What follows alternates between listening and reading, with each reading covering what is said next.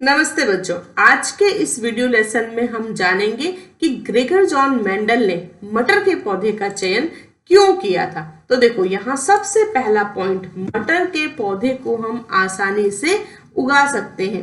तो Gregor John Mendel ने भी अपने मठ के उद्यान में, बगीचे में मटर के पौधों को आसानी से उगाया।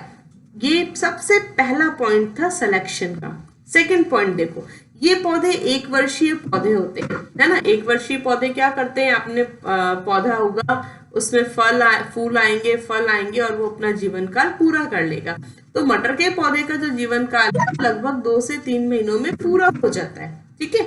तो इसलिए इतने कम समय में इसका जीवन काल पूरा हो जाता है, तो हम भी बहुत कम समय में इसकी कई पीढ़ियों को प्राप्त कर सकते हैं। तो ये मेंडल के लिए बहुत ही सुविधाजनक बात थी। नेक्स्ट पॉइंट देखो, इसके पुष्प द्विलिंगी होते हैं, ठीक है। द्विलिंगी होते हैं तो क्या मतलब है कि एक ही फूल के अंदर, एक ही पुष्प के अंदर नर जनन अंग और मादा जनन अंग दोनों पाए जाते हैं, ठीक है। ये देखो, ये स्टेमेंस इसके और ये इसका मादा जनन अंग है ना, स्टिग्मा, तो दोनों यहाँ पर उपस्थित हैं। गाइनोशियम, एंड्रोशियम दोनों यहाँ पर उपस्थित है। इसलिए इसमें प्राकृतिक रूप से स्वपरागण होता है और ये स्वपरागण होना बहुत आवश्यक था, क्योंकि स्वपरागण के कारण हमें कई पीढ़ियों तक लक्षणों की शुद्धता को मेंटेन रख सकते थे, ठीक है। अगर परपरागण होता है तो क्या होता है कि दो पौधों के लक्षण एक पौधे के अंदर आके मिक्स हो जाते हैं, मिक्सिंग हो जाती है। और अगर स्वपरागण ही हो रहा है तो उसका क्या अर्थ है कि वहां पर कोई भी दूसरे पौधे के लक्षण आ ही नहीं रहे, पहुंच ही नहीं रहे।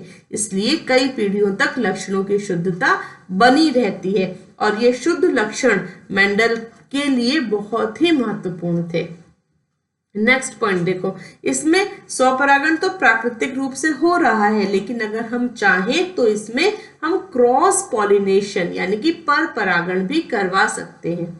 और पर परागण करवाना मेंडल के लिए कहाँ महत्वपूर्ण रहा, जब मेंडल को एक से अधिक लक्षणों की वंशागति का अध्ययन करना था, तो वह पर परागण कराकर इन प्रयोगों को सफलतापूर्वक कर सका।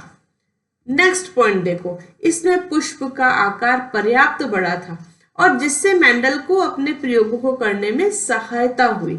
अब पुष्प का आकार बड़ा है तो कैसे सहायता मिल रही थी उसको, कि जैसे अगर मेंडल को पर परागण कराना है, ठीक है ना, या कंट्रोल्ड पॉलिनेशन कराना है, नियंत्रित रूप से परागण कराना है, वो चाहे जैसे पुंकेसरों को ही वो वर्तिकाग्र पर पहुंचाए, तो इसके लिए क्या आवश्यक था, इसके लिए आवश्यक था कि जो हमारे ये पुंकेसर है ना, परागकण है इनके अंदर, तो इन परागकणों को परिपक्व होने से पहले ही हम हटा लें और फिर जो हमारी पसंद के पौधे के पुंकेसर हैं उसको हम वर्तिकाग्र के ऊपर पहुंचा दें। तो ये सब काम करने में इस फूल का जो आकार था वो मेंडल के लिए बहुत महत्वपूर्ण रहा, ठीक है।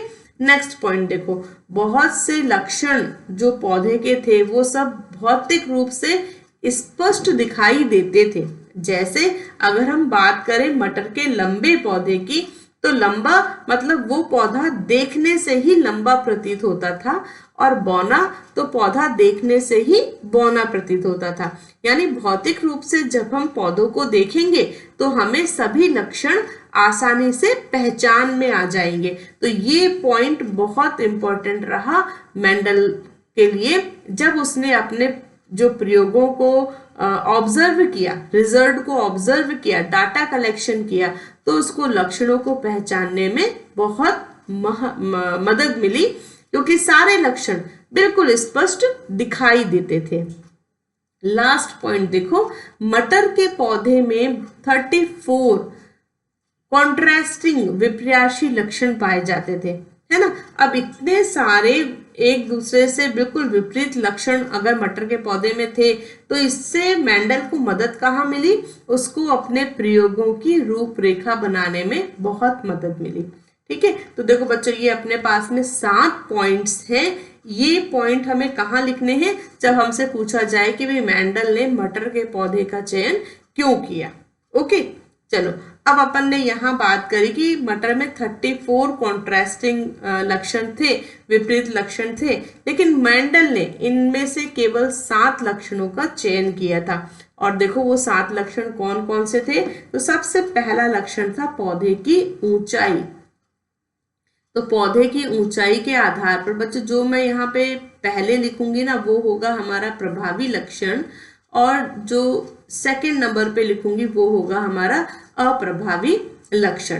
तो पौधे की ऊंचाई, तो जो लंबे पौधे थे वो सभी प्रभावी लक्षण वाले थे, और दूसरा लक्षण यहाँ पे उन्होंने लिया बौना पौधा।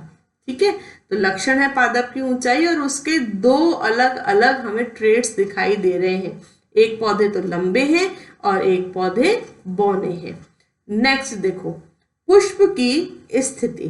पुष्प की स्थिति के आधार पर हमारे पास में अगर पुष्प कक्ष में लग रहा है ना, कक्ष मतलब ये एक्सिस, यहाँ पर ये कक्ष है, और अगर पुष्प की स्थिति कक्षीय है, ये स्थिति क्या है, कक्षीय, जिसको हम एक्सिलरी भी कहते हैं, तो ये था प्रभावी लक्षण।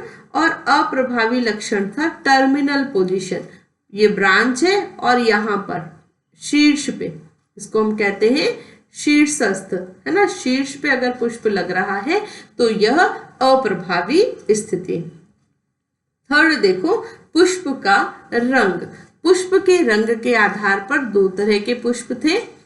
पहला था हमारा प्रभावी लक्षण में बैंगनी कलर के फूल, ठीक है, और अगर पुष्प का रंग सफेद था तो वह अप्रभावी लक्षण था। नेक्स्ट पॉइंट देखो फली का रंग। फली के रंग था प्रभावी लक्षण में हरा, और अगर फली का रंग पीला है तो यह अप्रभावी गुण को प्रदर्शित करता है। फिर फली का आकार। फली का आकार बच्चों ऐसे देखो 2 तरह से होता है।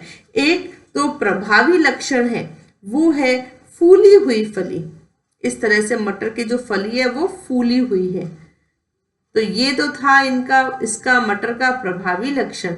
और फलियां मटर में इस तरह की भी पाई जाती हैं संकुचित, जहां जहां बीज होते हैं ना वहां वहां उसमें ऐसा संकुचन पाया जाता है, तो ये जो संकुचित फली थी यह अप्रभावी लक्षण को प्रदर्शित करती है।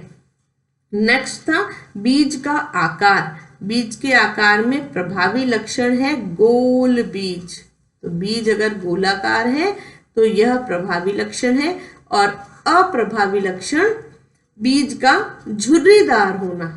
ऐसे बीज है ना वो पूरा गोल नहीं है, उसके ऊपर झुर्रियां दिखाई दे रही हैं, तो झुर्रीदार बीज यह अप्रभावी गुण था। लास्ट 7वां जो लक्षण था वो था बीज पत्र का रंग, कलर ऑफ कॉटिलिडन। कॉटिलिडन का कलर अगर येलो है, पीला है, तो यह प्रभावी, और अप्रभावी में बीज पत्र का रंग हरा पाया जाता है।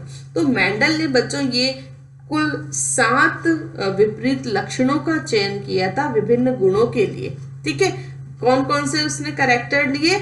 ऊंचाई, पुष्प की स्थिति, पुष्प का रंग, फली का रंग, फली का आकार, बीज का आकार और बीज पत्र का रंग। यहाँ से बच्चों आपको एक चीज जरूर याद रखनी है, वो है कि कौन से लक्षण यहाँ पर प्रभावी हैं और कौन से यहाँ पर अप्रभावी हैं, क्योंकि कई बार इसके ऊपर भी क्वेश्चन पूछ लिया जाता है। ठीक है, तो ये थे मेंडल के द्वारा मटर के पौधे को चयन करने के कारण और कौन से लक्षण उसने चयन किए वो।